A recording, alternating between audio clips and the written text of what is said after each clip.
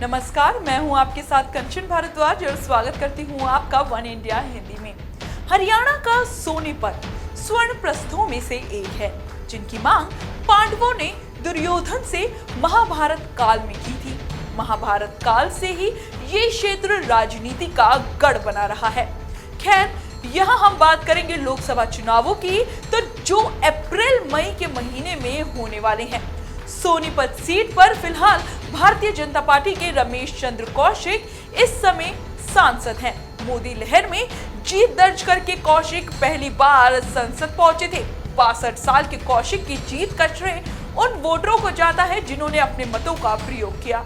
2014 में इस सीट का कुल 14,17,188 लोगों का नाम वोटर लिस्ट में था, जिनमें से 9,85,637 लोगों ने वोट दिया। मत का प्रयोग करने वालों में 5,51,168 पुरुष और 4,34,469 महिलाएं शामिल थी।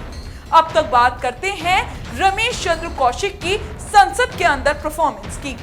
2014 से लेकर दिसंबर 2018 तक आपने केवल 18 परिचर्चाओं में हिस्सा लिया, जबकि राज्य का औसत 58.5 है और राष्ट्रीय का औसत 63.5 है। इन्होंने केवल एक प्राइवेट मेंबर बिल प्रस्तुत किया। प्रश्न पूछने के मामलों में इनका प्रदर्शन ठीक ठाक रहा। आपने इस दौरान 213 सवाल पूछे, जबकि राज्य का औसत 250 था और राष्ट्रीय औसत 273 था। इन सबसे ऊपर सदन में उपस्थिति की बात करें तो इनका नाम सबसे बेहद सराहनीय प्रदर्शनकारियों में से एक है। आप एक दिन भी एब्सेंट नहीं हुए। बीते चुनाव में कौशिक को कुल 3,47,203 वोट मिले, जबकि कांग्रेस के जगबीर सिंह मलिक को 2,59,789 वोट। 77,414 वोटों के मार्जिन को बरकरार रखने वाले कौशिक का वोट शेयर 35% रहा। 2019 के चुनाव में ये वोट प्रतिशत बढ़ेगा या घटेगा, ये तय करने वाले किसान और छोटे कामगार होंगे, क्योंकि सोनीपत संसदीय क्षेत्र की कुल जनसंख्या 22,07,027 में 59.19% लोग ग्रामीण इलाकों में रहते हैं, जबकि 30.81% लोग शहरी इलाकों में।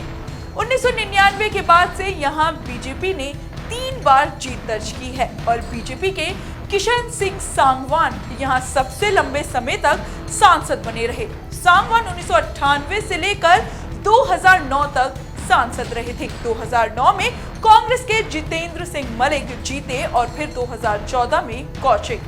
बीते चुनावों की बात करें तो आईएनएलडी का वोट बैंक भी यहाँ काफी अच्छा है।